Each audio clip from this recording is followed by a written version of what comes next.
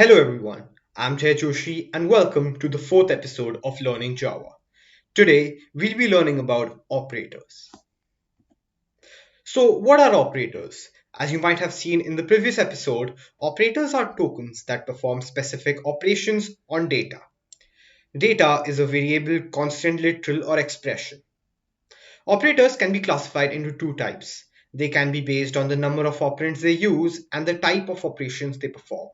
We'll be going into the details of both of these types. So, operators based on the number of operands. Based on the number of operands, operators can be classified into three types: unary, binary, and ternary. We'll be going into unary operators first. Unary, as the name suggests, these operators act on one operand.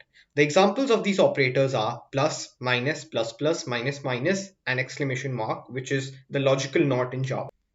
I'll be explaining each of these symbols mentioned in this slide later.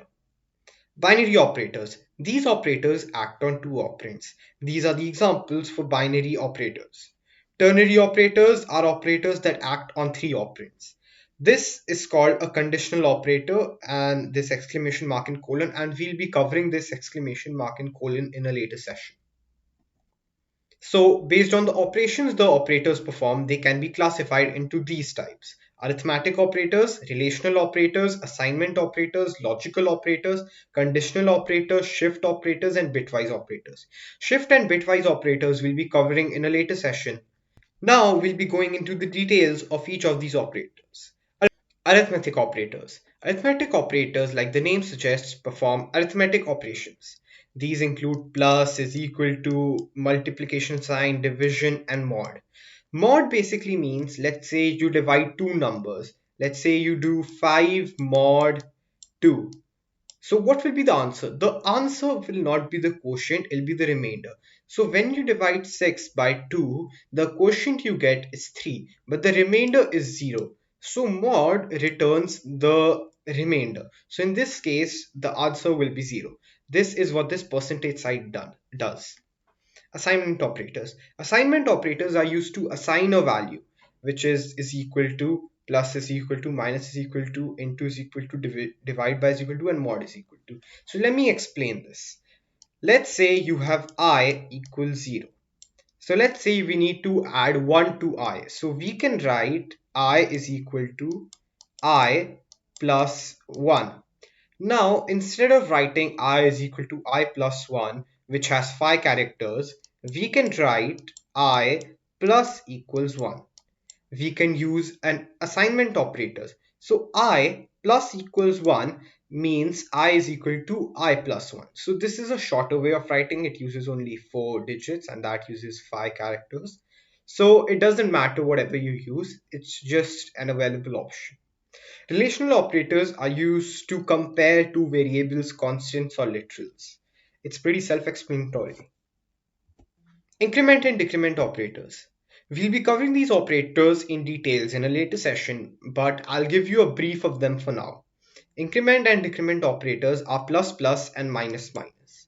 So let's say I equals 0 and we write I plus plus. This means I equals I plus 1, and the same way I minus minus is equal to I minus 1. There are actually two types of increment and decrement operators, postfix and prefix, but we'll be covering them in a later session. Logical operators are and, these two lines, and an exclamation mark. And is basically and. These two lines are basically or, and this means not. So if we write not, this logical not, and is equal to, this means not is equal to. So let's say we want to compare two variables. So A not equals not does not equal to B. So this is what it means, and conditional operator, which is exclamation mark and colon, we'll be covering this in a later session. Arithmetic operators. So as I said, mod returns the remainder. Is used to indicate a positive number and it can be used for addition. Minus, the same way as plus, it can be used to indicate a negative number and can be used for subtraction. Division, this is the normal division. So 6 divided by 3 gives us 2. That's basic division. And multiplication, 6 into 3 is equal to 18. Examples of some arithmetic operations are this. You can have a look at these examples. It's very basic. X is equal to a divided by 5, so a is 10, so this will give us 2. Int y is equal to a mod 5, so this means that when a is divided by 5, the remainder will be y. So when a is divided by 5, we get a quotient that's equal to 2 and the remainder is 0. Z is equal to b divided by c. And one thing to note here is that this is an integer, which means that it cannot have any decimal values. When we divide 5 divide by 2, we get 2.5. But this integer variable cannot store 2.5. So what Java does is it only takes the integer part of this number. So then z will contain the value 2 and it will ignore this decimal. Had this been double z is equal to b divided by c, then the output would be 2.5. P is equal to a plus c, which will be 12, and q is equal to negative b minus c. So negative b is minus 5, minus c is equal to minus 7. Logical operators. These are used to combine two relational expressions. I'll be telling you what relational expressions is in the later slide. So as I said, these two and signs means and. This is or and this is not. Relational operators are used for comparison. Something to note here is that this equals to is used to assign a value. So I equals 10. But then what is equal to is equal to? Equals to means it is used to compare something. So let's say we do a is less than b or something, and let's say we want to see if a is equal to b. So we can't write a is equal to b, because if we write a is equal to b, this will mean that we are assigning the value of b to a. So to compare a and b, we need to write a is equal to b. This can be used in if statements, and I'll be covering that in a later session. Assignment operators, as I mentioned, can be used in this case. Example, a is equal to 10, a is equal to a plus 3. So we can write this as a plus equals 3. And as I said in the previous slides, is equal to is also used to assign a value. A point to note here is that these two are double and signs, but there's nothing like only single and signs. So if you want to write and, you have to write both and signs. Same case is for or. Precedence of operators. Precedence of operators means the order in which the expressions are evaluated. So I'll be showing the examples in the next slide. So what this basically means is that let's say we have an expression and it has many operators like arithmetic, relational, logical, and assignment. So in what order will Java calculate them? So that means the precedence of operators, which means the order in which Java will evaluate the expression.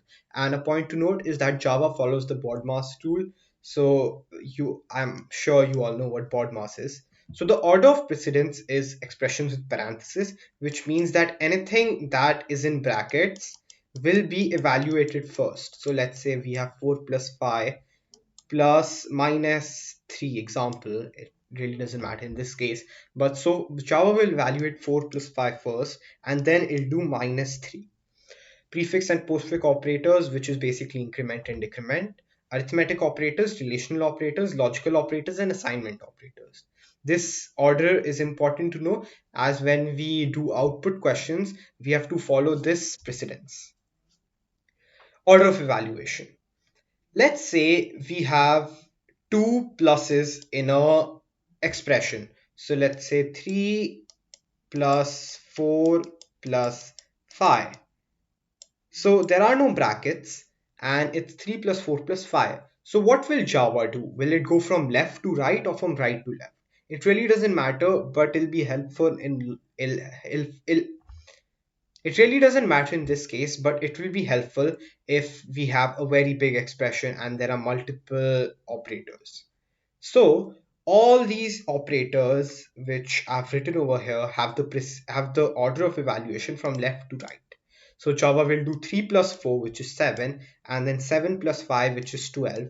So the output will be 12. It won't go from right to left, it will go from left to right. For is equals, double equals, and all these assignment operators, the precedence is from right to left. Order of associativity. Order of associativity and order of precedence are two different things. Order of associativity means that if there are two or more operations in an expression, then the order of associativity determines the order of operation. So let's say we have y is equal to a into b divided by c. So what this basically means is that we'll follow the order of evaluation in this case. So we have into and divide by sign, which have the same precedence because both of them are arithmetic operators. So Java will calculate from left to right because the order of evaluation for multiply and division is from left to right. Some points to note are that a plus phi is greater than c minus 2. So in this case, Java won't do phi is less than c first. It'll go according to the order of precedence. So as you can see, plus is an arithmetic operator and minus is also an arithmetic operator. This sign is a relational operator. So if you see the order of precedence, relational operators come after arithmetic operators. So first Java will perform a plus phi and then it'll perform c minus 2 and then it'll compare these two values. X plus y is greater than 10 or x plus y is less than 100. So something to note here is that if an expression has a relational operator, then it becomes a relational expression.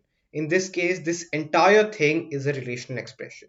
And these two are both relational expressions.